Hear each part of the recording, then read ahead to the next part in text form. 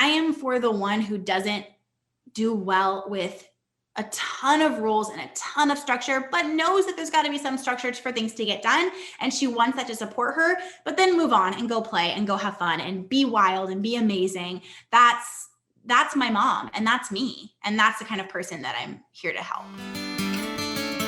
Are you overwhelmed by motherhood and barely keeping your head above water? Are you confused and frustrated by how all the other moms make it look so easy? You can't figure out how to manage the chaos in your mind, your home, or your family. I get you, mama. Parenting with ADHD is hard. Here is your permission slip to let go of the Pinterest-worthy visions of organization and structure fit for everyone else. Let's do life like our brains do life, creatively, lovingly, and with all our might. When we embrace who we are and how our brains work, we can figure out how to live our lives successfully and, in turn, lead our families well. At the end of the day, we just want to be good moms. But, spoiler alert, you are already a great mom. ADHD does not mean you're doomed to be a hot mess, mama. You can rewrite your story from shame spiral to success story. And I'll be right here beside you to cheer you on. Welcome to Motherhood and ADHD. Hey there, successful mama. It's your friend, Patricia Sung. Organization and clutter are huge obstacles for ADHD. When my house is cluttered, my mind is cluttered.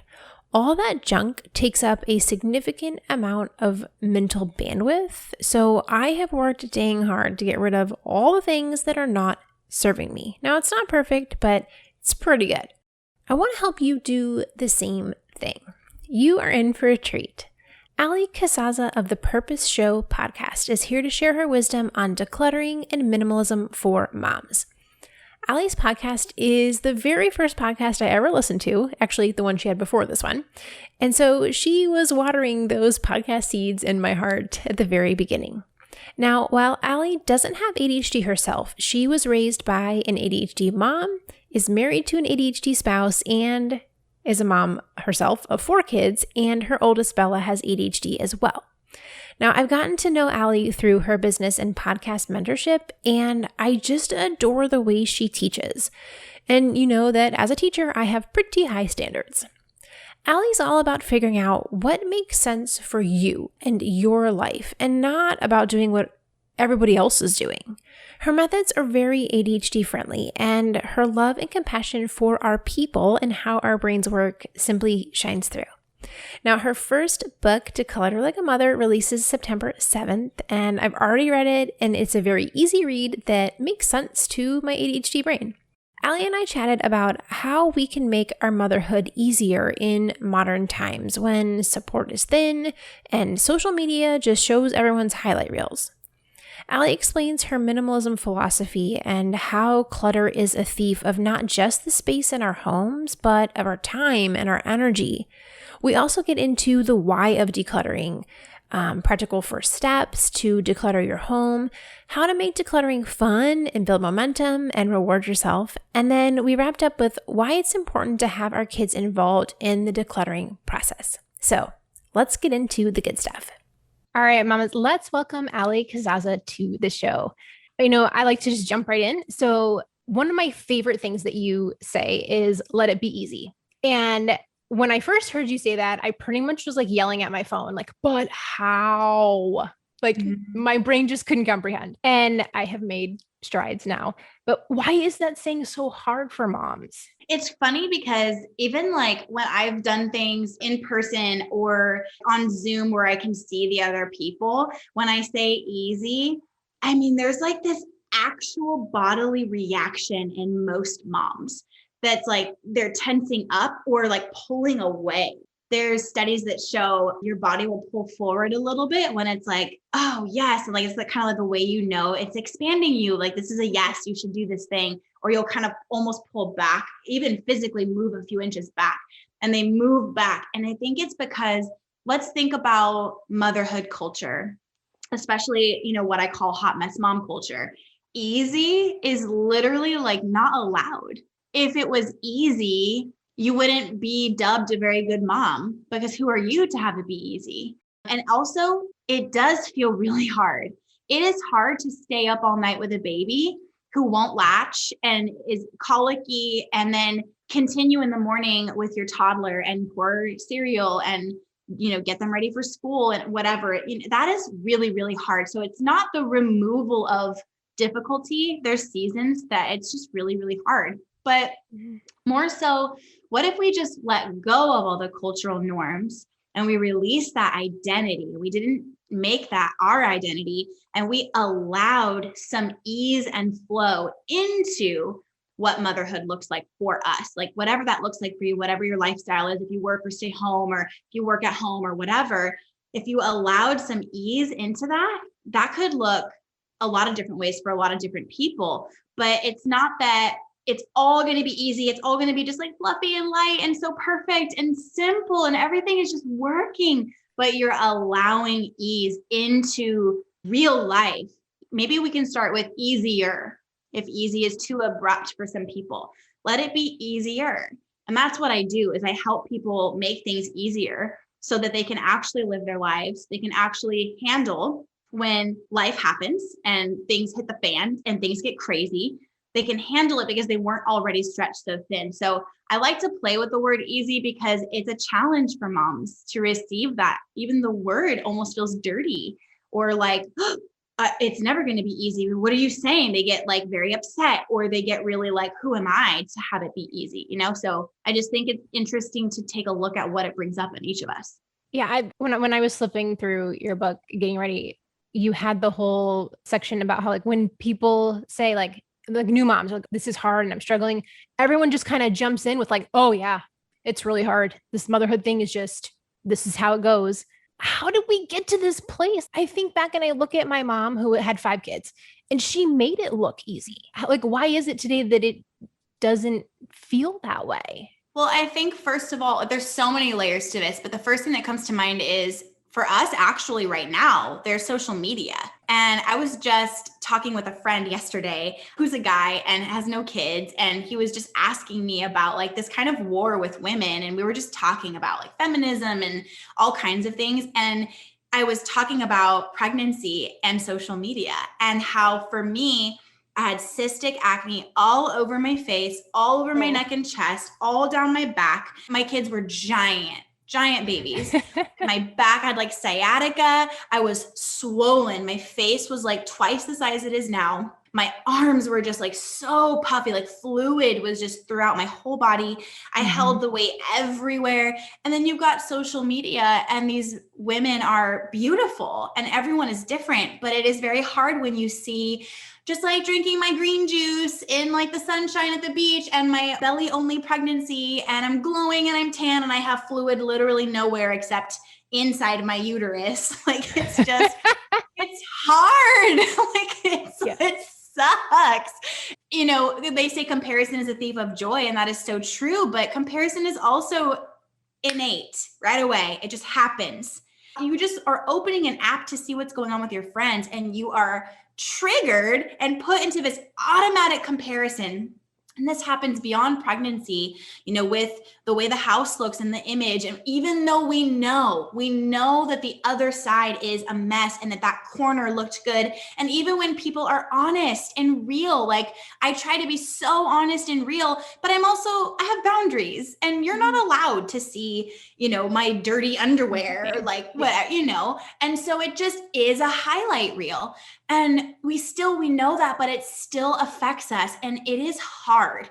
So that is one way I think we've gotten here. And then I think also just in the modern motherhood has so many more expectations on it. I think about like a long time ago, women, they did so much, but there wasn't pulled distractions other than their kids. It was like, I'm going to sew the dress. I'm going to clean the house. I'm going to make sure that we fix that log in the cabin that's got a crack in it and is leaking water. I'm going to make sure I milk the cow. I'm going to make sure that the girls read, and the kids are pulling at them, but that's part of it. And they're all in it together, and the kids are all helping, and there's no school pickup and drop off. And there's no comparing yourself on social media every time you go to check the time on your phone, and then you see an alert that somebody commented on something and you go and look at their page. And I mean, especially if, and this, I know this show is for women with ADD, ADHD, of course you feel this way. Of course you're distracted. Of course your brain is pinging back and forth. All of ours are in other ways because it's so freaking much. And so I just think like modern motherhood is so beautiful and it is such a gift, but it can also really feel like a curse. It can feel so heavy that you can't breathe. I myself was absolutely depressed when years ago when I had my 3 really, really young ones before I had Emmett. And it was so awful. It was so awful. I was literally every day circling the drain of depression. And I just felt like I was the only one who couldn't get it together. I don't like structure. I don't like rules. I don't want to be told where I have to be and that I have to follow this specific routine. I hate that so much. I want to just live. I want to be free, but everything was falling apart and I felt like I couldn't win. And so that is modern motherhood. Without support, that is modern motherhood. And that is really freaking hard. So I think that there's so many more layers, but that is a piece of how we got here. And also goes back to your first question of why saying let it be easy pisses so many people off or makes their bodies react like tense. I can't do that's impossible. Who am I to have it be easy? Yeah. I mean, for one, like I vomited all 9 months with both my boys.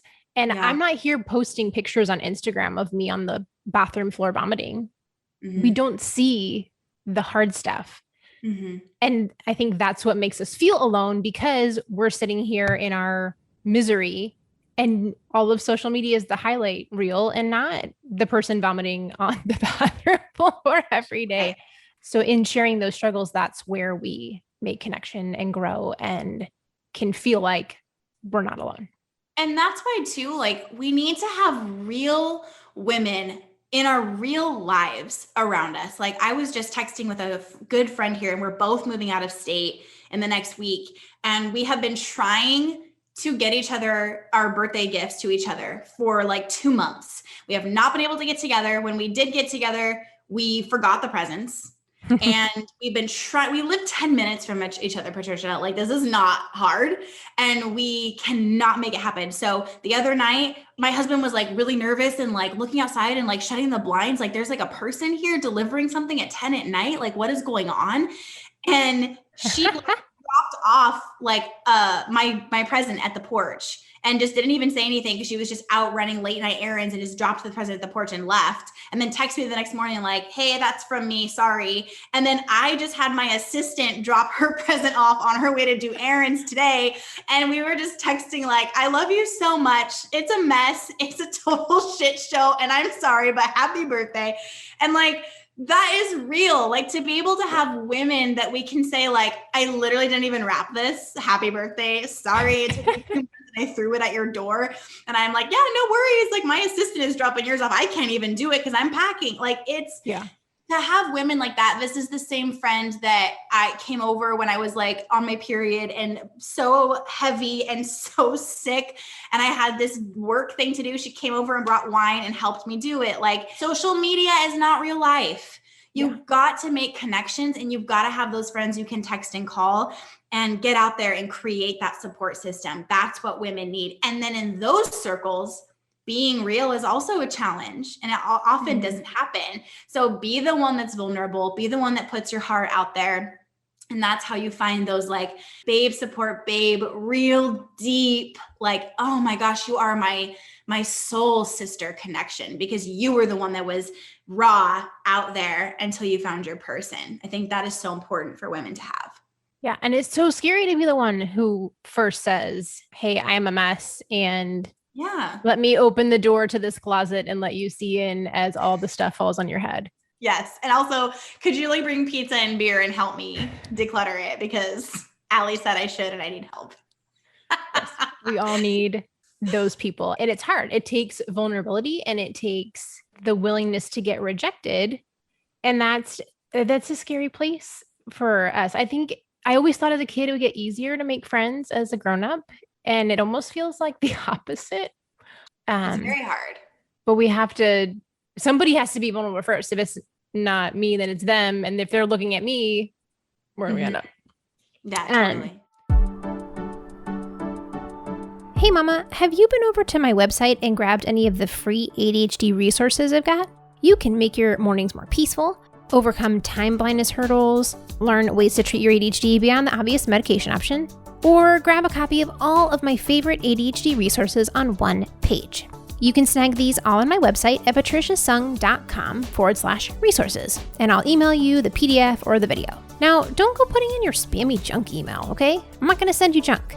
I email you once, maybe twice a week. For sure, I'll send you a note about this week's podcast topic, and if I'm having a particularly organized week, I might email you again about what's working for my ADHD this week, or venting about whatever executive function disaster happened.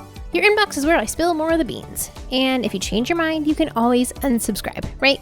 Plus, I really love hearing back from you, so write me an email back. Tell me what's going on in your life, or what you want to learn about next. So go grab those free goodies, and I'll see you in your inbox. So going into on the declutter train here, when you talk about decluttering, I love the analogy that you give about the toaster. I want the mama listening to have that visual while we talk. Can you give us a quick rundown of clutter as a thief? I love that analogy. Yeah, absolutely. I always say clutter is a thief. It steals from you. It steals your time. It steals your energy. It steals your space. And then when you add it all up and you really look at the effects of it, it's stealing your life. Your time, energy, space, that's your life, your motherhood, your days.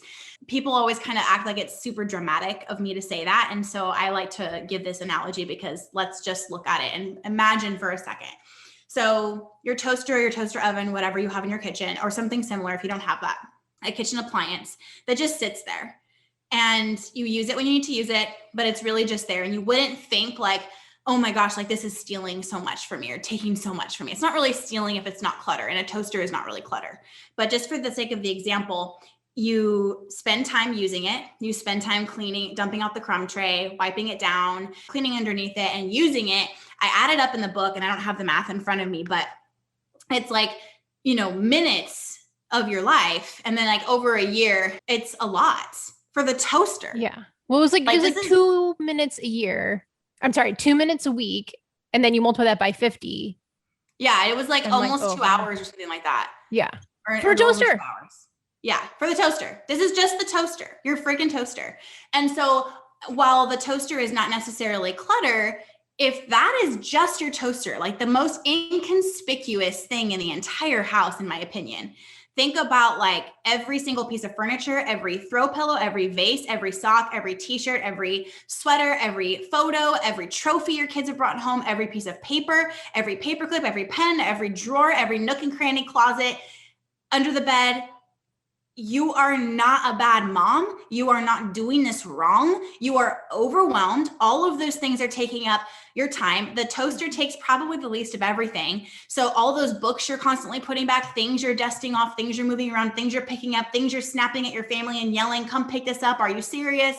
All of this is minutes and moments of your day and pieces of your energy reserve. Your energy tank is only so big, and some people have a bigger tank than others. Mine is actually really small, and I have to be so intentional with what I'm doing. And that is pulling from me. And so you get to the middle of the day and you're just done. You're exhausted. You're cranky. You're the worst person to be around. And you know that, and you hate that about yourself, but you can't change it because your tank is empty. So when we take ownership of our spaces and we decide to get deliberate about what is in our space and what is taking that time, space, and energy from us, we start to replenish our time, which is the unreplenishable resource. Like when time is gone, it's gone, but you can actually give yourself more time in the future through decluttering, which is the coolest thing in the world to me and my favorite part of the job. And also you can give yourself more energy. So to have more space in your home, to have more energy in your body and your mind, and to have more time in your week, like, are you serious? Who is not jumping on board with this? And it's just math. It makes so much sense. So I think that it's just really empowering to see, oh my God, even my toaster is taking hours a year. That's not even counting everything else. I am not bad at this. It's just a math game. And I just need to change the numbers so that they're working in my favor. We spend, whether you rent or own, most people spend the bulk of their budget on the space they live in. Is it even supporting you? Do you even like it there? Is it taking from you? You're paying for something to take your time and your energy. This is backwards. Your home should work for you, not against you. So I love the idea of minimalism, but when you think about all the work that goes into actually getting rid of all the stuff, it feels really lofty, especially when you're a mom, especially when you have ADHD. Your mind is always going, it's always so full of thoughts. So the concept of less is almost a foreign concept. Like our brains are just so full all the time. So for someone to be like, well, if you have less, and you're like, wait, what less? What is that? I'm not even familiar with the concept. So how do you take this thing that feels almost like unachievable and unattainable? How do you make it real and sustainable for moms to actually get done in real life? The first thing I want to say is this is not less for the sake of less. And this is my problem with the bulk of the minimalist. Even like, I don't even say that I'm a minimalist. I don't even like that word. I use it a lot because it's what most people call the removal of excess stuff. And it's a relatable term, but I don't care about minimalism. I think that's the first line in my book.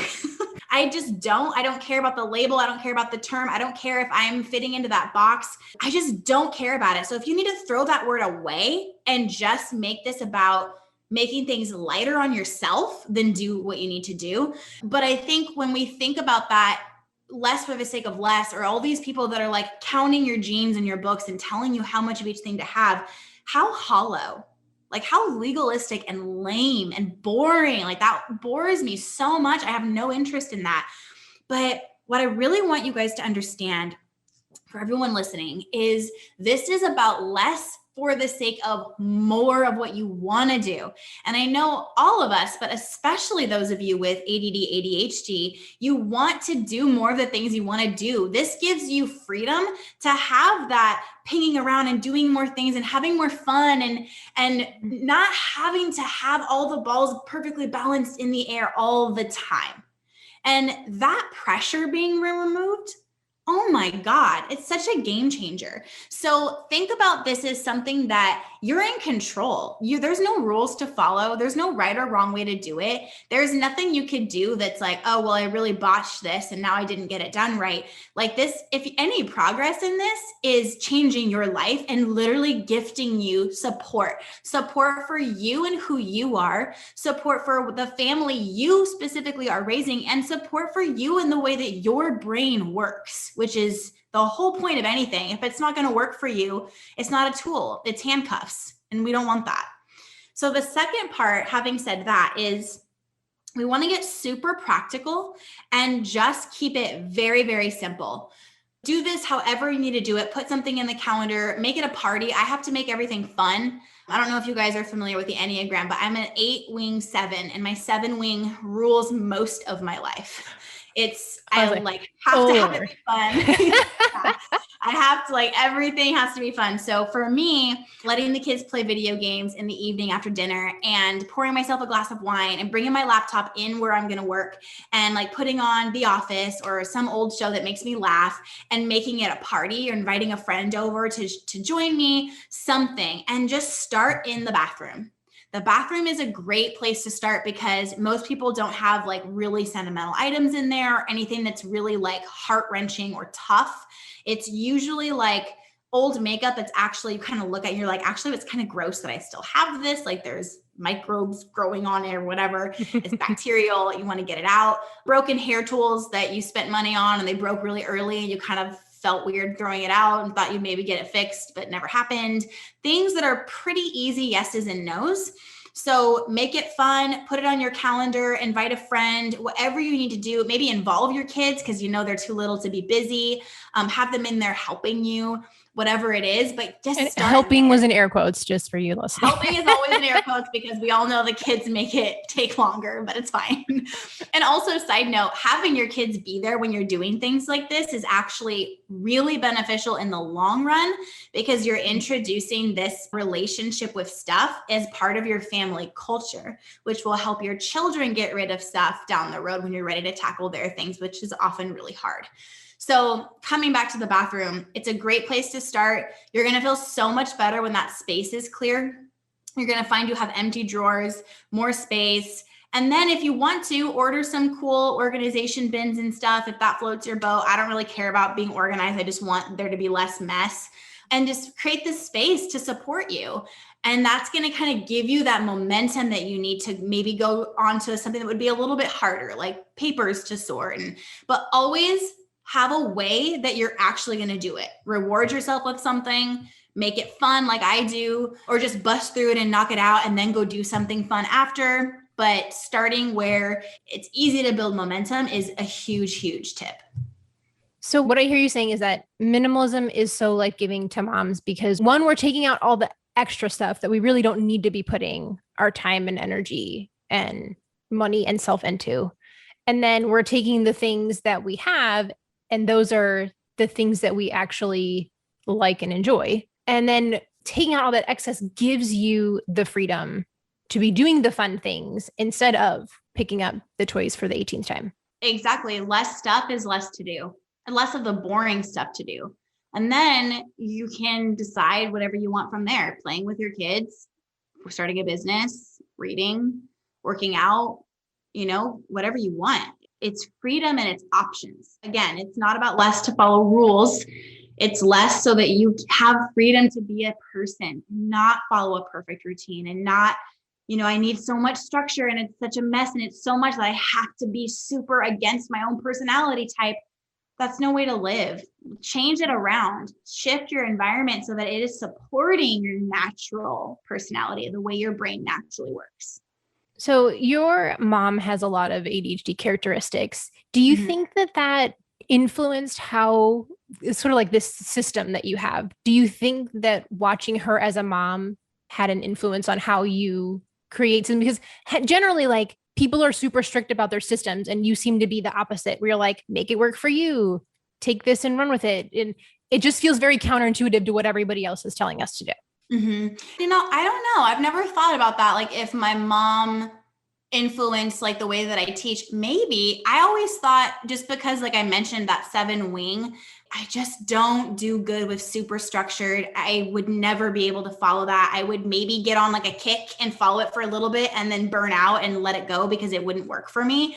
But yeah, I just remember growing up, like my mom's, I don't know if it's ADD, I think it's ADHD. It never really affected me directly. I just know that she was stressed and she struggled, and she's told me that so many times. And I've seen her just not really feel able to keep everything balanced, to keep everything together, and just like starting something and not being able to finish it. And like more so than normal, according to her.